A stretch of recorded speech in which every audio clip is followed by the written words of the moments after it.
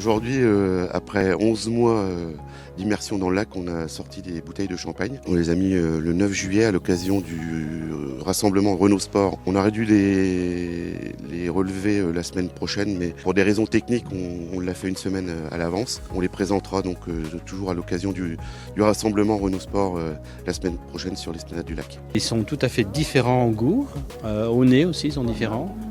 Il y a peut-être une histoire de température qui joue parce qu'il était à 11 degrés, celui qui était au lac, et celui-là est un peu plus frais.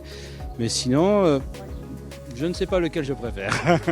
Je ne me prononce pas. C'est vous qui êtes allé les chercher du coup? Oui, nous sommes allés les chercher avec Laurent. Ça nous a pris une petite demi-heure à remonter cette caisse de champagne. Elles étaient bien posées sur un fond de vase à 18 mètres et notre seule inquiétude c'était d'en casser en remontant.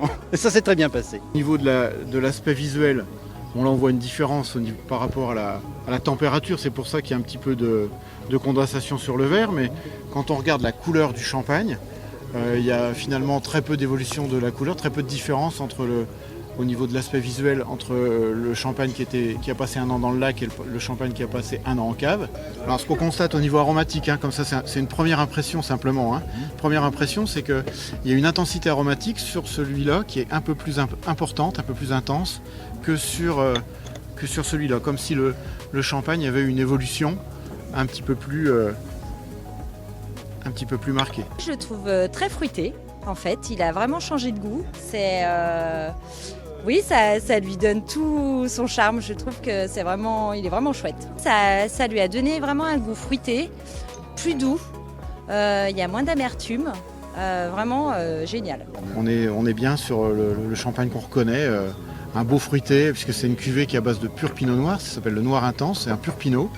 Et donc on retrouve bien les caractéristiques du pinot et l'intensité aromatique du pinot. C'est super bon, c'est tout ce qu'on peut dire. Voilà. Déjà, c'est une première bonne nouvelle. Voilà. Quand on déguste un champagne, c'est le plus important d'abord de se faire plaisir. Donc là, après un an passé dans le lac, le plaisir il est intact.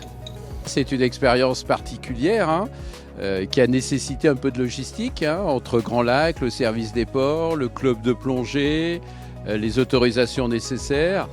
Et puis cet événement Renault qui a lieu la semaine prochaine, et c'est vrai que d'immerger des bouteilles de champagne, on l'avait déjà fait avec des bouteilles de vin de Savoie, d'immerger des bouteilles de champagne, c'est une première et c'était plutôt sympa, oui, ça s'est bien passé.